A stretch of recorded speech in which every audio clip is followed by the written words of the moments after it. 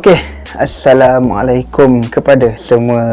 Okey, dah tengok part 1 kan? Okey, ni video part 2. Okey, part 2 EPL Game Week ke-5. So, pada yang belum subscribe, jangan lupa subscribe, like, komen dan share pada yang lain. Okey, share banyak. Okey, terima kasih. Okey, kita pergi kepada game yang ke-6. Game ke-6 ni antara Norwich City versus Watford yang berkesudahan Watford menang 3-1. Okey, untuk game ni saya tak expect pun siapa-siapa menang sebab dua-duanya adalah tim yang baru naik ke EPL. Tapi kalau kita tengok based on performance team sepanjang 4 game ni lah, Watford ada banyak peluang untuk menang kerana pace dan speeding dari winger Watford mampu untuk membuat Norwich City kelam kabut. Dan dari segi stats perlawanan, mostly semuanya lebih kurang sama sahaja dan tak jauh beza pun. Timo Pukki antara striker-striker yang disebut-sebut pada awal pembukaan EPL ini yang mampu memberi kejutan untuk tim lain, akhirnya membuat gol. Saya tak nak ulas pasal Timo Pukki ni. Saya tak cakap dia tua, tapi permainan dia agak slow sikit lah kalau untuk Norwich City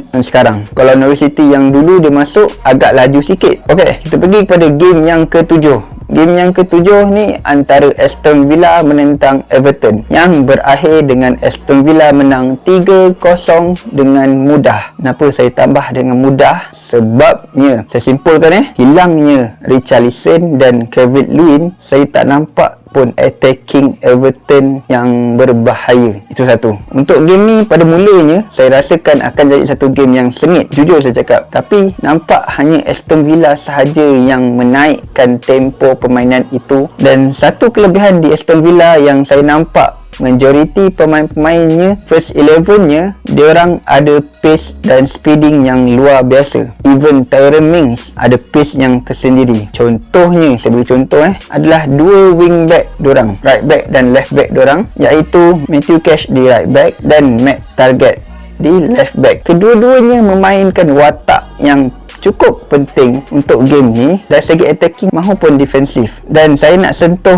sikit satu gol akhir, yang gol ketiga lah, dari Leon Bailey. Itu sememangnya cantik dan berkualiti kerana gerakan yang mulanya dari Danny Ings yang hanya melihat kejap saja ruang untuk dihantar ke Bailey, dan cara dia membuat hantaran tu cukup menarik kerana dia membuat satu knuckle ball yang cukup sempurna dari segi kekuatannya dan cukup sempurna juga dari segi curving dia. Dan ruang itu sememangnya kosong, dan itu satu peluang yang cukup baik kerana kita boleh tengok yang Ben Godfrey, right back Everton, hilang position di situ. Dan saya boleh katakan Ben Godfrey ni tak bersedia kerana jarak dia sebelum hantaran itu dibuat bagi saya agak jauh, dan menyebabkan dia terpaksa turun dengan laju dan cepat untuk memberikan tekanan kepada Leon Bailey. Tapi sayang, Leon Bailey lebih bersedia lebih awal untuk membuat satu shooting yang cukup deras dan cukup padu, dan akhirnya gol itu milik Aston Villa. Kat sini saya agak pelik lah kenapa Everton meletakkan Asmir Begovic berbanding dengan Pickford. Kalau kita tengok Begovic, stats dia memang cantik di Stoke City, tapi bila masuk ke klub-klub lain, stats dia agak menurun dan menurun dan menurun. Saya tak tahulah, mungkin Pickford ada injury ataupun positif COVID ke apa ke,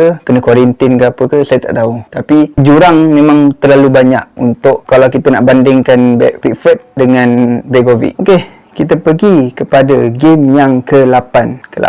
Game ke-8 di antara Brighton versus Leicester City yang berkesudahan Brighton menang 2-1. Game ini kalau dilihat dari statistik lebih kurang sama dengan match Manchester City versus Southampton. Saya lebih mengharapkan Leicester menang game ini kerana satu perkara, iaitu attacking work di Leicester sememangnya berbakat dan berkualiti. Tapi bila masuk ke defensive line, ianya tak berapa solid dan tak berapa kuat, melainkan goalkeeper dia lah, iaitu Kasper Schmeichel. Yang kita kenal Kasper Schmeichel ni, dia seiras-iras macam bapak dia sendiri. Dan kerana back four yang diletak dalam first 11 untuk game ini tak berapa solid, tapi melengkapi each other, kena ada work rate yang tinggi tinggi, itu saja. Dan saya setuju dengan referee yang memberikan penalti kepada Brighton kerana Jannik Vestergaard dia dah angkat tangan dulu sebelum bola sampai ke Shane Duffy. Dan bila Shane Duffy nak tanduk, tangan Vestergaard dah mula nak turun. Akan tetapi bila Shane Duffy tengah tanduk, kita boleh tengok yang tangan Jannik Vestergaard ni dia mengangkat semula untuk menepis bola itu. Dia macam seolah-olah dah tahu yang kalau dia stay saja turun, bola tu akan confirm gol. Sebab jarak goalkeeper dengan Shane Duffy tu agak jauh untuk Kasper Schmeichel nak landing, nak angkat. Dan bagi saya, untuk isu tu bukanlah satu reaction yang semula jadi, kerana saya boleh katakan yang insiden itu adalah insiden yang sengaja dilakukan oleh Jannik Vestergaard sendirilah. Okey, kita pergi pula kepada game yang ke-9, perlawanan di antara West Ham United versus Manchester United yang dimenangi oleh Manchester United 2-1. Alhamdulillah, 3 mata dalam tangan. Alhamdulillah juga menang. Dan saya as a fans happy dengan keputusan game tu. Tapi still ada lagi unhappy. Saya tak nak ulas lebih lanjut lah tentang problem Manchester United di bahagian midfield, kerana benda ini dah akan sentiasa terjadi sekiranya MU tak buat satu langkah pembelian untuk transfer Januari ini. Dan benda ni pun saya dah ulas di video-video sebelum ni. Cristiano Ronaldo 5 on target dia lakukan untuk match ini sahaja. Bagi saya memang hebat lah, kerana 3 game yang dia main dan 3 jaringan juga dia lakukan. Maksud dekat sini, every game yang dia main mesti dia akan score. Panjang 3 perlawanan ni lah saya tengok dia dah score satu perlawanan. So maybe average untuk dia mendapatkan scoring tu tinggi untuk setiap game. Maksudnya dekat situ saya boleh katakan yang MU dalam proses untuk menghilangkan satu masalah di attacking side, which means scoring goal. Tapi itu untuk short term punya progress sahaja. Untuk long term kita tak tahu, sebab kedatangan CR ke MU ni bukan satu projek long term untuk attacking. Dan kita semua pun tahu yang CR ni umur dah lanjut dan mungkin dia takkan lama di MU. So MU kena cari seorang lagi di role center forward ni supaya ada long term project. Game ini pada mulanya saya expect yang MU boleh menang dengan mudah, kerana hilangnya Mikel Antonio di West Ham United, maka akan kuranglah peluang untuk West Ham United membuat serangan. Dan saya sendiri cakap yang MU kalau dapat marking Jarrod Bowen, Said Benrahma dan Pablo Fornals, insya-Allah MU boleh menang dengan mudah. Akan tetapi still lagi ketiga-tiga attacking West Ham ni boleh membuat something yang berbahaya. Contohnya gol West Ham United dapat, saya tak nak huraikan pasal gol tu sebab gol tu pun gol reflect, tapi saya nak hurai pasal gerakan yang terjadi dekat situ sememang yang menarik, kerana kita boleh nampak yang hilangnya marking player dan membiarkan player-player lawan untuk membuat satu serangan. Dan untuk game ni memang MU memang bertuah lah, itu saja saya cakap. Dan saya puji dengan kombinasi antara Kufal dan Bowen, kerana gerakan itu berpunca pada dua orang ni. Dan MU kena bersyukur sangat-sangat kerana sepakan penalti yang diambil oleh Mark Noble dapat ditepis keluar oleh David De Gea. Pada waktu tu sememangnya gementar dan crucial, kerana Mark Noble ni saya boleh katakan yang dia antara best player di West Ham United yang pakar dalam sepakan penalti. Time itu pada hujung-hujung minit ke 90 lebih tak silap saya, masa tambahan. So memang satu waktu yang gementar, cuak, semua ada. So tahniah untuk MU.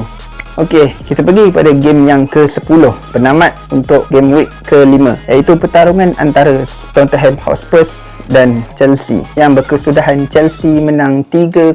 Firstly, game ni memang sengit lah, dan saya kena bagi kredit dekat kedua-dua tim, kerana pada masa first half Spurs lebih banyak ke depan berbanding dengan Chelsea. Pada second half pula Chelsea lebih banyak menyerang. Dan untuk Spurs, saya boleh katakan yang Nuno Espirito Santos ni membuat satu keputusan yang bijak. Kenapa bijak? Sebab dia meletakkan seorang player yang bernama Ndombele untuk first 11 kali ini. Dan saya bersetuju dengan dia sebab Ndombele ni merupakan player yang keras dan lasak. Itu satu. Dan dia juga boleh bantu bagi attacking dan juga defensive side. Dan kita boleh nampak progress performance dia ni since Jones Merino pegang lagi. And kalau kita tengok position games memang memihak pada Chelsea dengan 53%, jumlah yang besar juga. Dan kalau kita tengok jumlah shot pula untuk Chelsea, 20 shot dan 10 on target. Dekat jumlah shot saja kita boleh nilai yang betapa struggle-nya Chelsea untuk mendapatkan jaringan awal. Dan dekat sini yang buat lagi ketara untuk attacking Chelsea adalah kemasukan N'Golo Kante pada awal second half. Sememang memangnya membawa satu perubahan yang besar. Macam saya cakap pada video-video yang lepas, pada video-video dulu, Kante ni bagilah role apa sekalipun dalam area midfield, dia memang boleh main center midfield ke, CDM ke, center attacking midfielder ke, dia memang boleh buat. Bagilah formation, tactical, gameplay macam mana yang coach nak sekalipun, dia akan buat dengan baik. Malah lebih baik daripada player yang pure untuk role itu. Ialah player macam Kante ni yang ada 5 jantung ni, mana ada istilah penat dan putus asa mengalah ke apa, tak ada. Dan player macam Kante ni lah limited dan jarang kita lihat player macam dia ni ada di setiap liga dan di setiap kelab di dunia ni. So Chelsea was the lucky club to have Kante and Thomas Tuchel also. Okay, kita tutup video kali ini. Sebab mengapa? Dah habis. Okay, kita tutup video ni untuk game week ke-5. Part 2 dah settle. Okay, so kita jumpa pada video akan datang, game week ke-6 pula. Pada yang belum subscribe, jangan lupa subscribe, like, komen dan share pada yang lain. Okay, satu saya nak pesan, sekarang ni kerajaan dah membuka pusat pelancongan, dah banyak dah kerajaan dah buka dan akan ada yang dibuka nanti. So mana-mana yang nak pergi tu boleh pergi, tapi tolong jaga SOP, pakai mask selalu, sanitize selalu, sebab kadar COVID-19 di negara Malaysia ni still lagi naik. So kita kena sentiasa berwaspada dan tolong berjaga-jaga. Itu saja. Okay, kita jumpa di video akan datang. Assalamualaikum.